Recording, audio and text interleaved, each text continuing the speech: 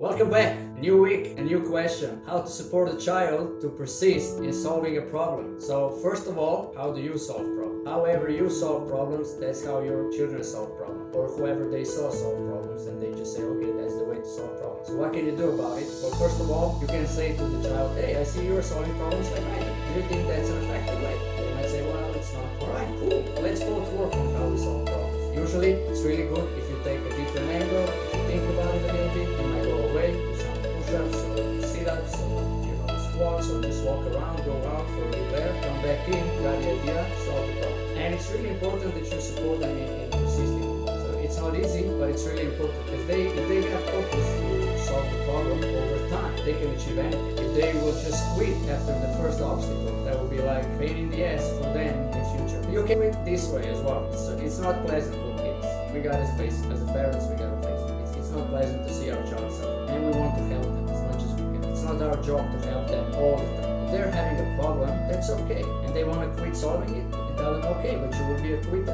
Which means we want to have a life of a quitter. How much money do you want? Usually we're talking about teenagers here. So how much money do you want to earn? What do you want to do in life? Do you think you will get that by quitting at the first breeze of problems? No. So if you want that, that's what you gotta learn. That's the skill you gotta apply. With teenagers, you can really talk. With younger children, you just gotta be there for them. Keep on telling them, look, it's okay, let's look at it together, different angles, different approaches. So with teenagers, you can talk and you can ask them what kind of life you want. If you want a life of a quitter, that's not a problem at all, but then you gotta start dreaming about whatever amount of money you have, or job or career. Because only certain jobs and careers are possible for people. There's another thing you can do is also support them in having some extra curriculum, like train some sports or do music, whatever. Why? Because the more their schedule is packed, the less problems they will have. Doesn't make sense, does it? If your schedule is full, you don't have time not to solve problems. You don't have time not to think about it.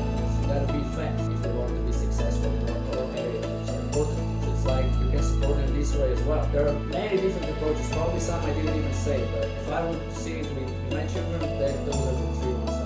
I would talk to them, extra curriculums. And the third one, we tackle this together. Children and teenagers are usually solving problems like we do, parents. So if he is not having patience, probably I don't have the patience. So I don't know what will work for you. So pick the one that is most likely to work for you, test it out. If it works, great. If it doesn't, try another one. If it works, great. If it doesn't, try another one. Just keep on trying. There gotta be a way.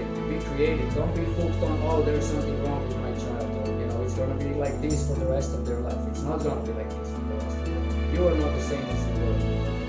Like you look the same, your approach to things are different mainly, so it's like they're in developing stage. So and if you make a partner out of them and you tackle it together, it could be a lot of fun. If you like the content, if you like the video, make sure you like it, comment, subscribe, share it with others so that others have access to this content as well, and make sure you don't miss the next one. Bye bye.